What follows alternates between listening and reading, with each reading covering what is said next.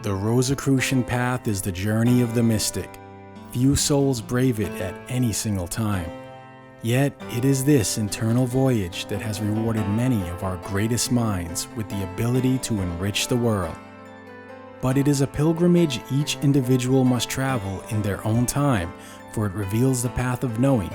It transcends time and space. This path of the Rosicrucian reveals higher truths for personal evolution. You are invited to witness its sacred history.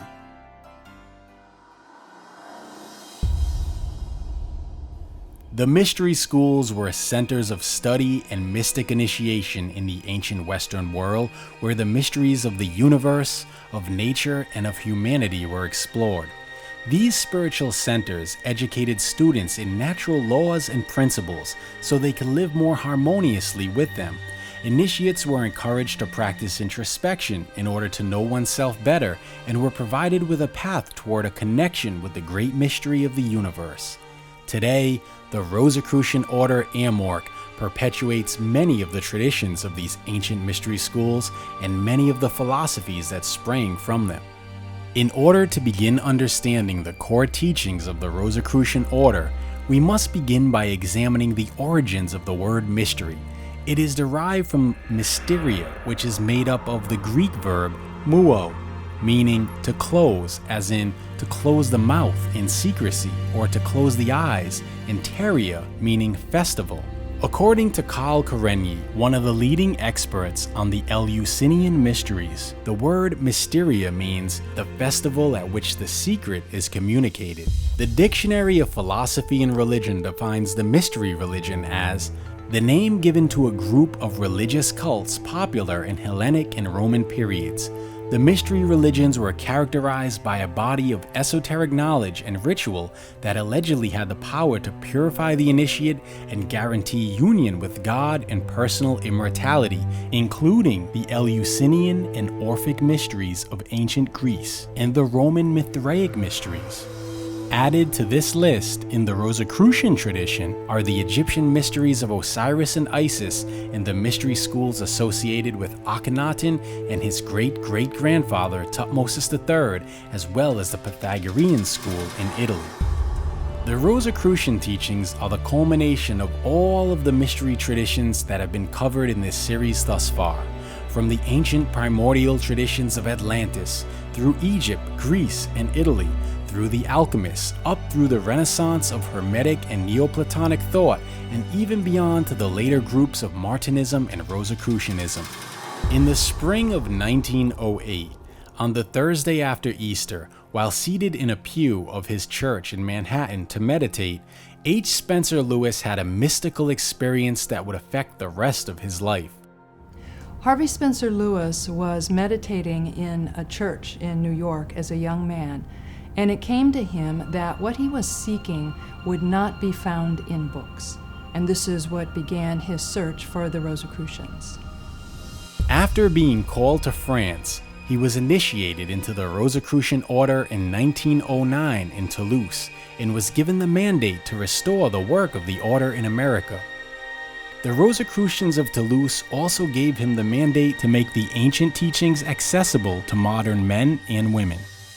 In 1915, the establishment of the Rosicrucian Order AMORC was a success, at which point H. Spencer Lewis was elected to take charge of the order here. Under his guidance, the AMORC would see rapid growth and expansion throughout the United States. After having had headquarters in New York, San Francisco, and Tampa, in November 1927, AMORC established its headquarters in San Jose, California. The location was significant as it was near an earlier round of Rosicrucian work in 1602 in what is now Carmel, California. This was the beginning of activities at Rosicrucian Park, whose architecture was largely inspired by ancient Egypt. Decades since that time have seen Rosicrucian Park grow to encompass most of a large city block. Today, Rosicrucian Park annually attracts hundreds of thousands of visitors from all over the world and is the destination of thousands of Rosicrucian travelers worldwide who experience the Grand Temple, Egyptian Museum, Planetarium, Research Library, Peace Garden, Labyrinth, Alchemical Garden, Alchemy Exhibit, and the classes and seminars offered there. In order to establish a more direct connection with the ancient traditions of the order, Rosicrucian initiatic journeys to Egypt began in 1929 with Imperator H. Spencer Lewis leading the first group. Long before transatlantic airlines, 75 Rosicrucians from throughout the United States, Canada, Mexico, and Europe accompanied H. Spencer Lewis on that first initiatic journey. The principal destination was Egypt. However, on the way to and from that mystical land, the travelers visited mystical sites in the Madeira Islands, the Mediterranean, North Africa, the Middle East, and Europe. The journey lasted 70 days and concluded on the spring equinox. As still is the case today with Rosicrucian trips, travelers were treated to unique experiences and unusual sights usually passed over by the casual tourist.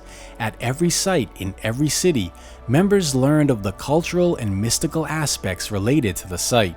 The most special features of this trip were the unique initiations conducted by Imperator Lewis. This tradition continues today with Imperator Christian Bernard conferring the initiatic rituals in Egypt. According to Imperator Ralph M. Lewis, the first requisite of a Rosicrucian is to have the proper attitude of mind. The Rosicrucian must accept two basic premises. First, that there is that which is to be known. Second, there is the knower. That which is to be known is all-inclusive. It is the absolute, the ultimate, the omniscient, the perfection. Therefore, that which is to be known is the plethora or the fullness of all being. Rosicrucians learn that thoughts manifest and develop ways of controlling such manifestation for the good. When H. Spencer Lewis made his transition to the next life in 1939, his son, Ralph M. Lewis, assumed the leadership of AMORC. Under his direction, the order grew exponentially. After World War II, Imperator Ralph M. Lewis continued founding lodges globally, some of which today have evolved into Grand Lodges. In keeping with the wishes of H. Spencer Lewis, he proceeded with a revision of teachings intended for the members. At the same time, he wrote a large number of articles concerning esotericism and philosophy in several noteworthy books. As AMORC favors freedom of consciousness, its teachings are not dogmatic or sectarian in character. They are proposed to members as the basis for reflection and meditation, with the aim of passing on to them a traditional knowledge that contributes to their spiritual unfoldment, as well as offering the spiritual tools that enable members to experiment to learn what is true for themselves. Thus, the ultimate goal in initiatic development is to reach the Rose-Croix state at some time in our incarnations. It is important to emphasize here that the words Rosicrucian and Rose-Croix do not have the same meaning in AMORC. In keeping with this motto, the greatest tolerance in the strictest independence, AMORC is independent of all religions and all political systems, as well as other orders except for the traditional Martinist order. However, it is interested in the evolution of the world.